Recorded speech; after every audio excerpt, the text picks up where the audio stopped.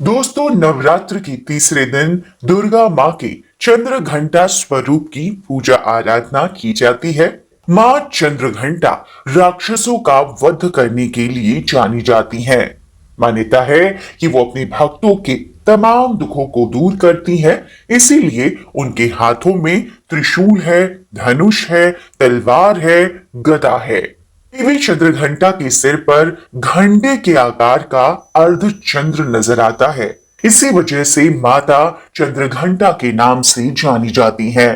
दोस्तों, मां के शरीर का रंग सोने के जैसा चमकीला है। देवी के 10 हाथ हैं। मंद मंद मुस्कुराती हुई देवी अपने 10 हाथों में खड्ग, तलवार, ढाल, गदा, त्रिशूल, पाश, चक्र, धनुष भरे हुए तरकश लिए हुए हैं, जो उनके साधकों को बहुत पसंद आता है। देवी चंद्रघंटा का वाहन शिव है और इनकी पूजा करने से साधक जो भक्त हैं वो निर्भय होते हैं। मां चंद्रघंटा की तृतीय दिन आप पूजा करते हैं, इससे आपके अंदर एक अद्भुत शक्ति का संचार होता है। ऐसा माना जाता है कि किसी भी प्रकार का भय है आपके जीवन में, आपको मां चंद्रघंटा की साधना नवरात्रों में करनी चाहिए।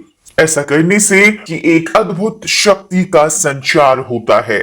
मां चंद्रघंटा की कथा क्या है? मां चंद्रघंटा असुरों के विनाश हेतु मां दुर्गा के तृतीय रूप में अवतरित होती हैं, जो भयंकर दैत्य सेनाओं का संहार करके देवताओं को उनका भाग दिलाती हैं। भक्तों को वांछित फल दिलाने वाली हैं। आप संपूर्ण जगत की पीड़ा का नाश करने वाली हैं, जिससे समस्त शास्त्रों का ज्ञान होता है। वो मेधा शक्ति आप ही हैं। दुर्गा भवसागर से उतारने वाली भी आप ही हैं।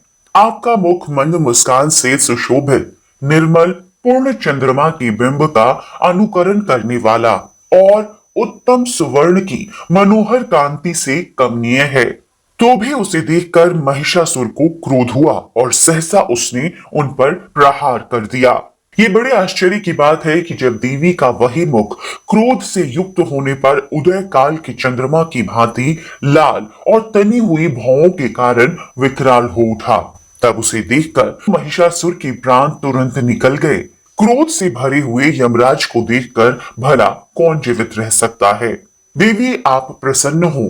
परमात्मा स्वरूपा आपके प्रसन्न होने पर जगत का अभ्युदय होता है और क्रोध में भर जाने पर आप तत्काल ही कितने कुलों का सर्वनाश कर डालती हैं। ये बात अभी अनुभव में आई है, क्योंकि महिषासुर की ये विशाल सेना क्षण भर में आपके कोप से नष्ट हो गई।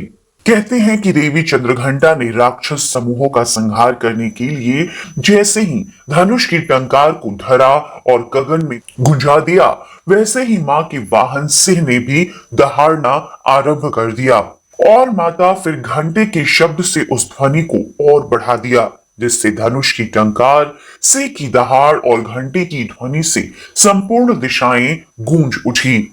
उस भयंकर शब्द व अपने प्रताप से वो दैत्य समूहों का संहार कर विजय हुई। जय माता रानी।